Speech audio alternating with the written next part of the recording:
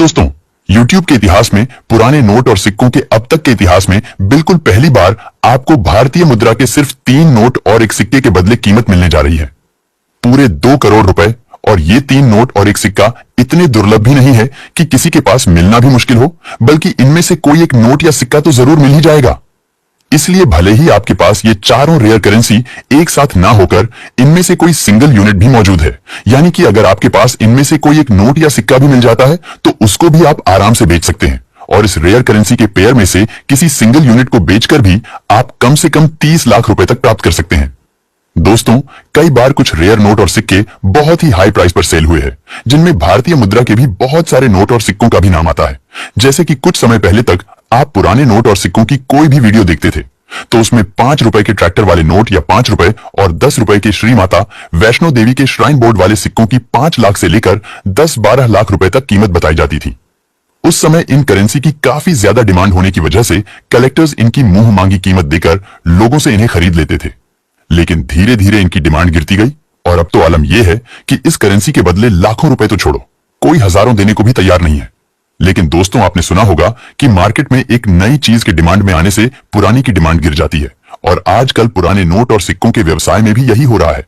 यानी कि भले ही अब ट्रैक्टर वाले नोट और श्रीमाता वैष्णो देवी वाले सिक्कों की डिमांड नहीं रही, लेकिन इनके अलावा बहुत सारे नोट और सिक्के हैं जिनकी कीमत और डिमांड दोनों ही बहुत ज्यादा है। तो हम आज आपको उन्हीं सब नोट और सिक्कों के बारे में विस्तार से जानकारी देने वाले हैं, जिनमें से अगर एक नोट या सिक्का भी आपके पास है तो आप रातों रात लखपति बन सकते हैं। आप एक झटके में अपनी गरीबी दूर कर सकते हैं। आप सिर्फ कुछ ही मिनटों में अपने सपने पूरे कर सकते हैं। दोस्तों, आपको जल्दबाजी में कोई भी गलत रास्ता नहीं अपनाना है, बल्कि तसल्ली से पुराने नोट और सिक्कों की पूरी जानकारी लेने के बाद ही पुराने नोट और सिक्कों का कलेक्शन शुरू करना है। या फिर पहले से ही आपके पास कुछ पुराने नोट और सिक्कों का कलेक्शन है तो उसको सही कीमत पर बेचना है।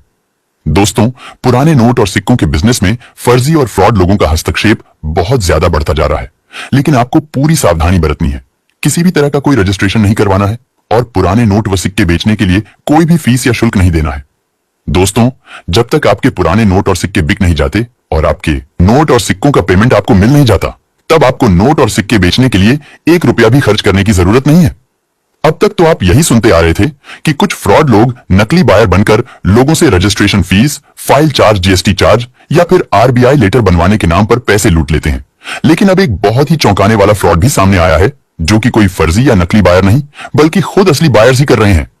जी हां दोस्तों, ये असली बायर्स आपके साथ जो धोखा करते हैं वो आपके साथ तभी हो सकता है जब वो आपके नोट और सिक्के खरीद लेते हैं। लेकिन काफी सारे लोगों को उसके बावजूद भी इस फ्रॉड के बारे में कुछ पता नहीं चलता है।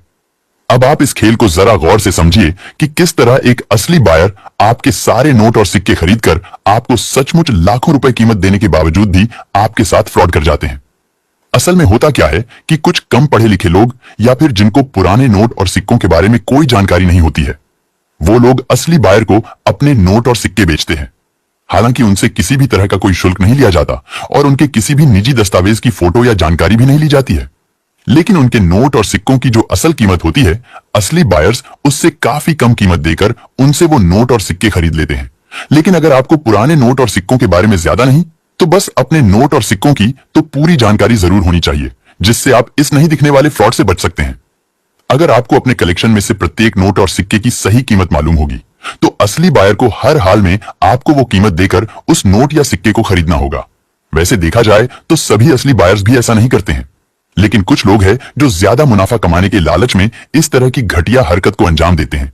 इसलिए आपके लिए बेहतर यही होगा कि पहले आप अपने नोट और सिक्कों को जान लें, उनकी असल कीमत